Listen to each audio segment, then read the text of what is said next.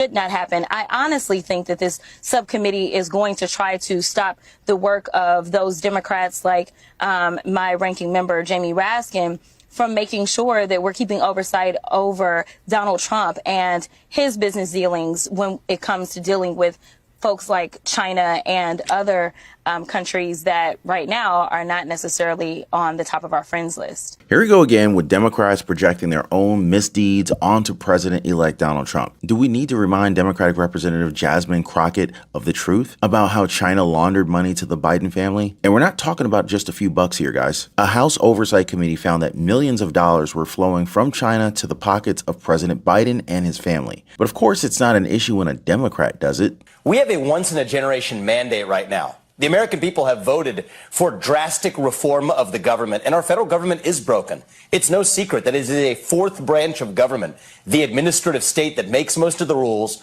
that creates a federal bureaucracy that's hampering our economy.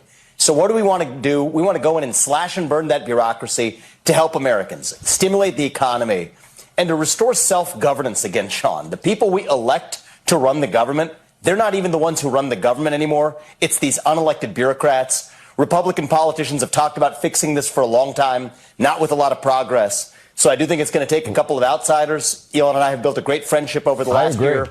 We're working together intensely, and we're not going to stop till we get the job done.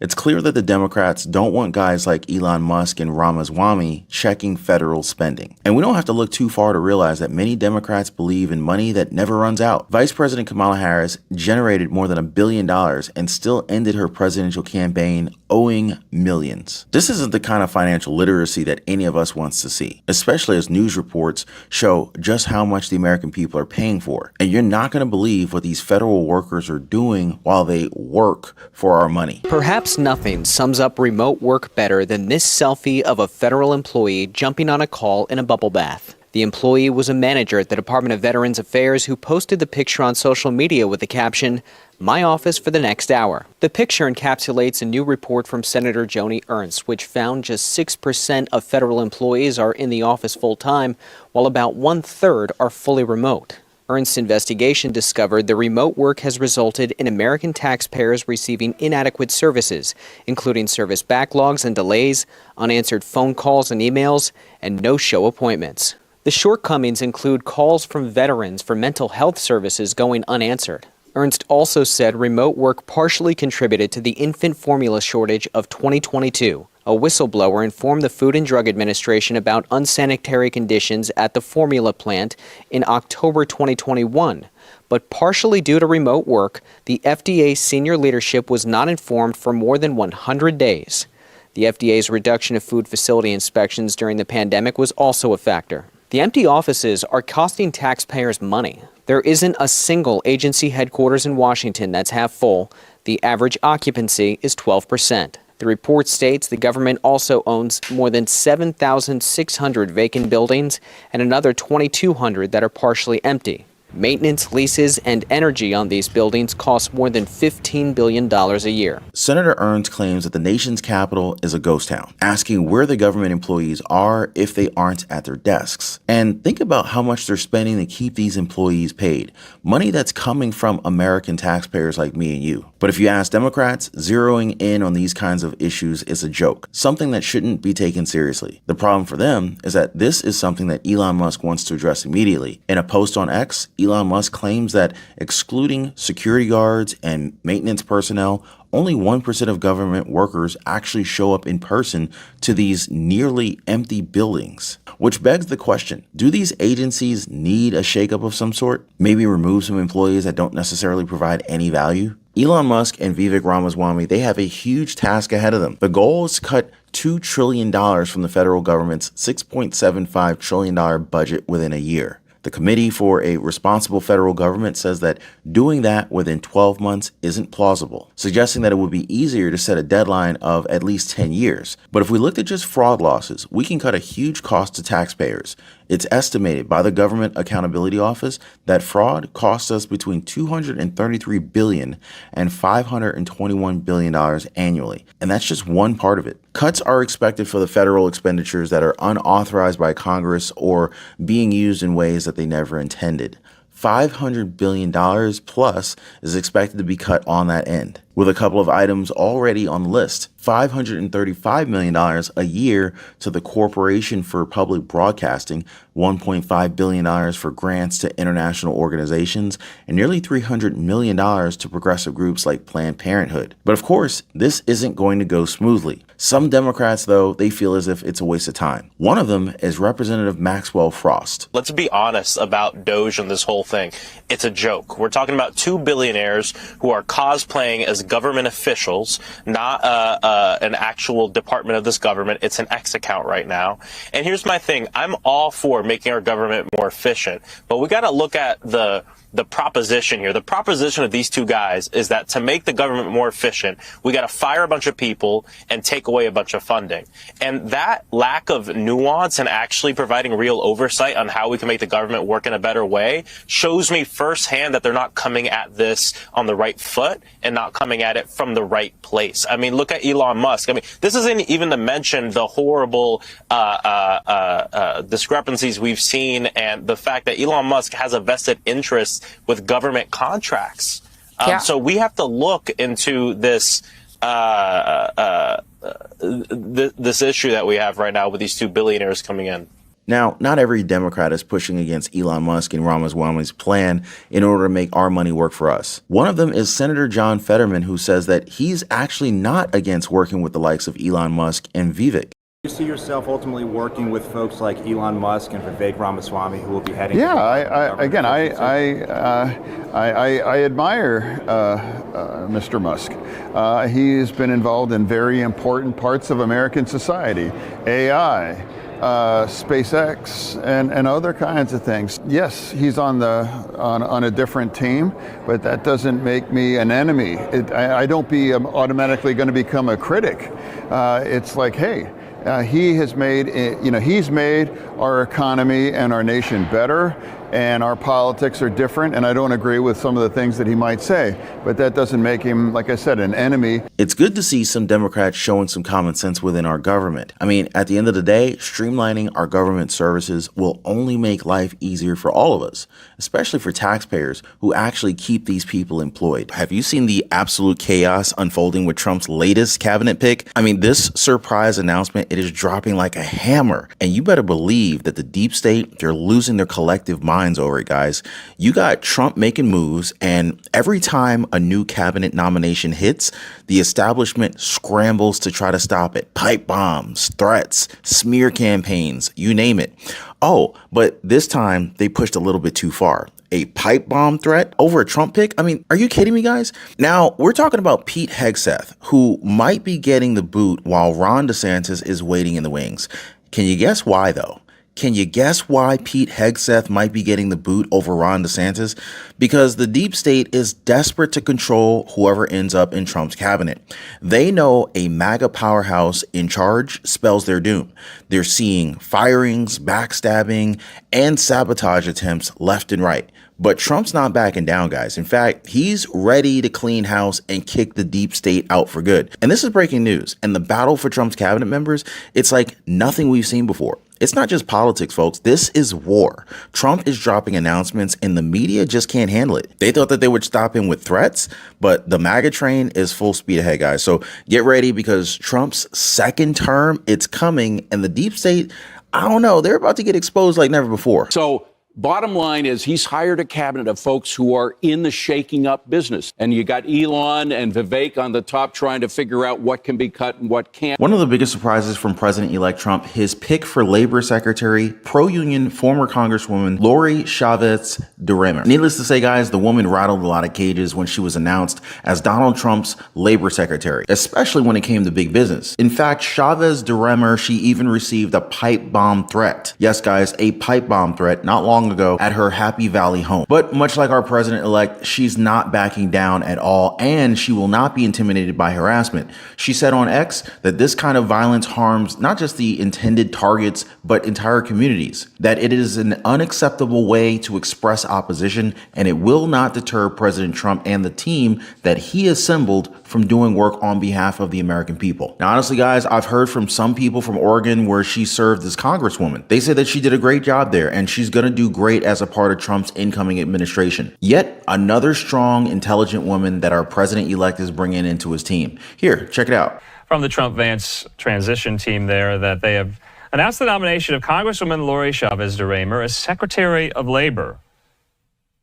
Trump says, "I'm proud to hereby nominate Congresswoman Lori Chavez DeRaymer from the great state of Oregon as the U.S. Secretary of Labor. Lori has worked tirelessly with both business and labor to build America's workforce and support the hardworking men and women of America. I look forward to working with her to create tremendous opportunity for American workers to expand training and apprenticeships, to grow wages and improve working conditions, to bring back our manufacturing jobs.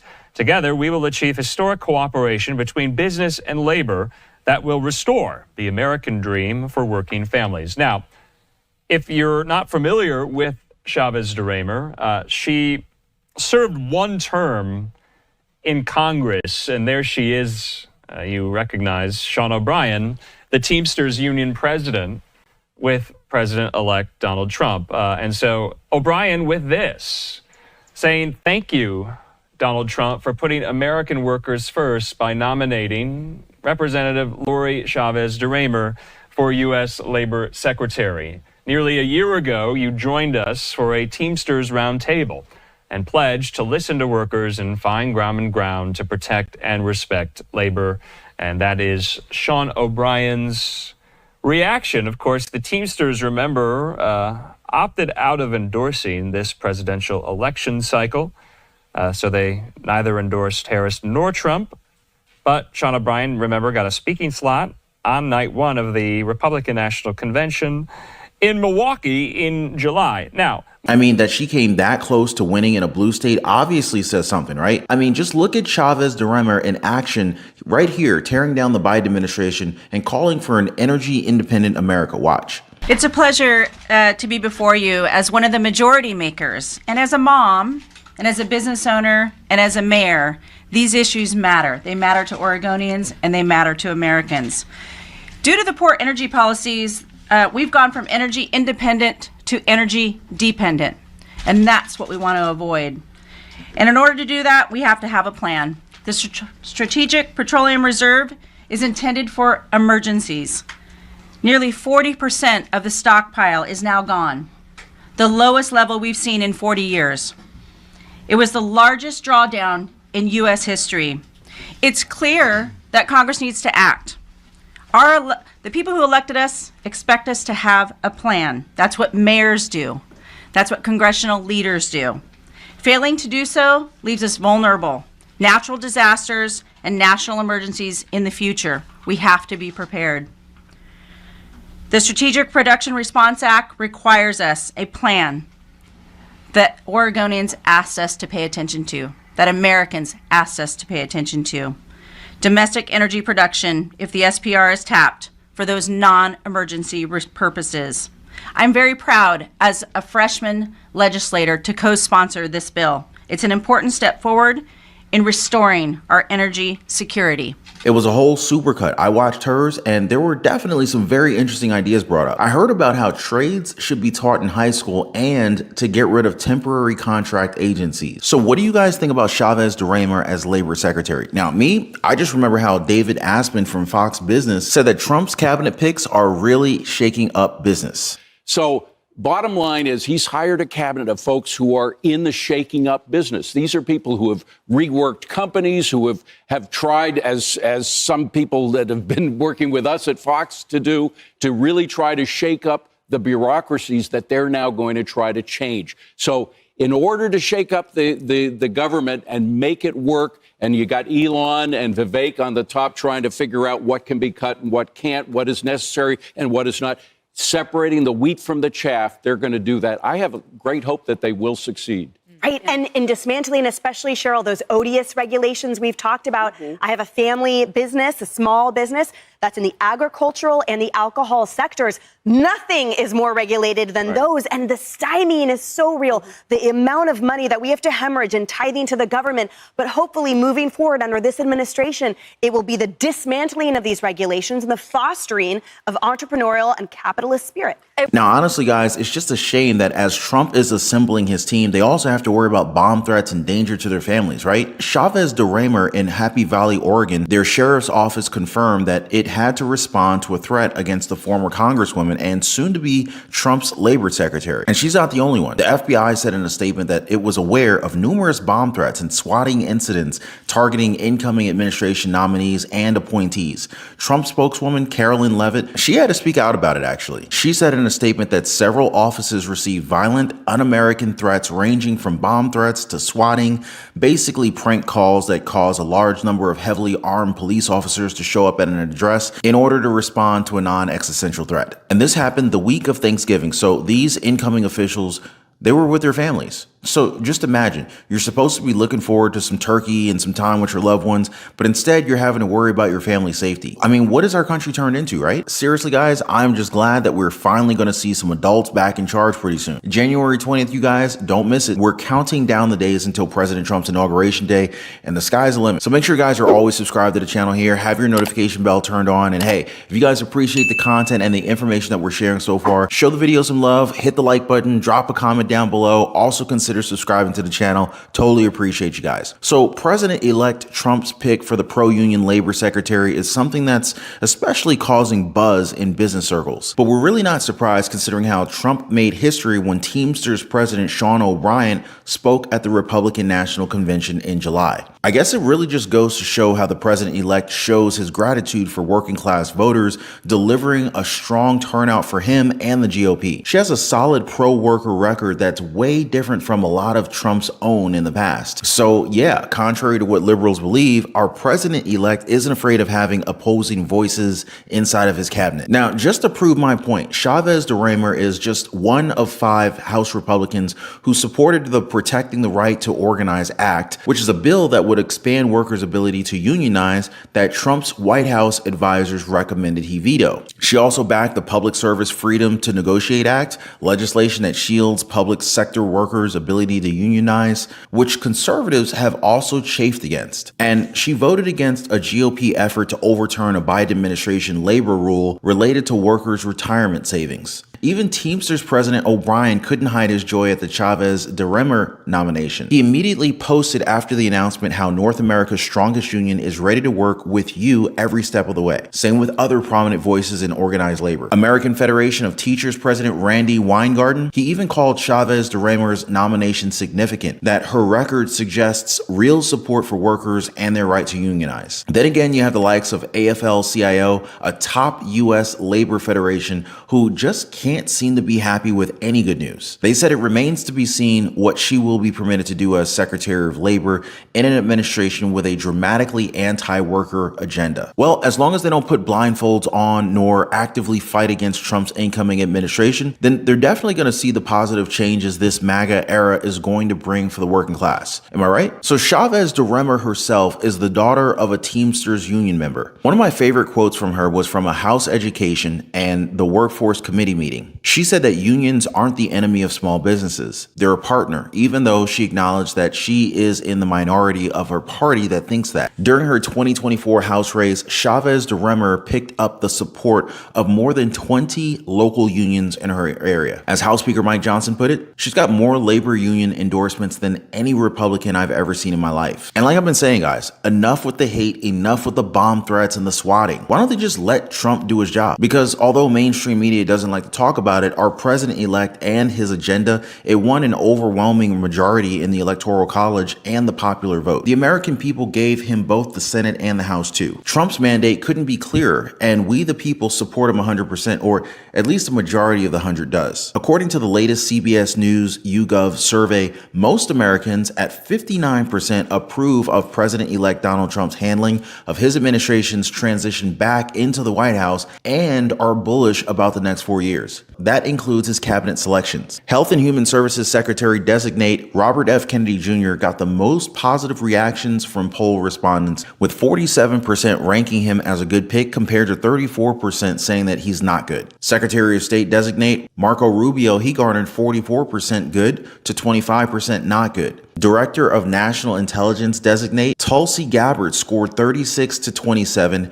and Defense Secretary nominee Pete Hegseth, he notched 33 to 28. The least favorable of the cabinet picks was former Representative Matt Gaetz, who ended up withdrawing as Trump's choice to serve as U.S. Attorney General over a sex scandal. He nabbed a 30% good to 38% not good rating. Now, of course, there's been a lot of controversies about Donald Trump's picks, but it does look like the public's already known who to listen to at 51%, saying that they believe that loyalty to Trump is an important prerequisite to the incoming president's political appointees. So we're just counting down about 50 days until Trump roars back into the White House, and people can't wait. About 23% of those surveyed described themselves as excited about what Trump will do as president, compared to 30% optimistic, 23% concerned, and 23% scared. Now, regarding the election outcome, 31% described themselves as happy with the results, compared to 24% satisfied, 23% dissatisfied, and 21% downright angry. Now, I guess those are the liberals there. 44% of the respondents said that they believe that he will make food prices go down, compared to 35% who said that they expect costs to rise,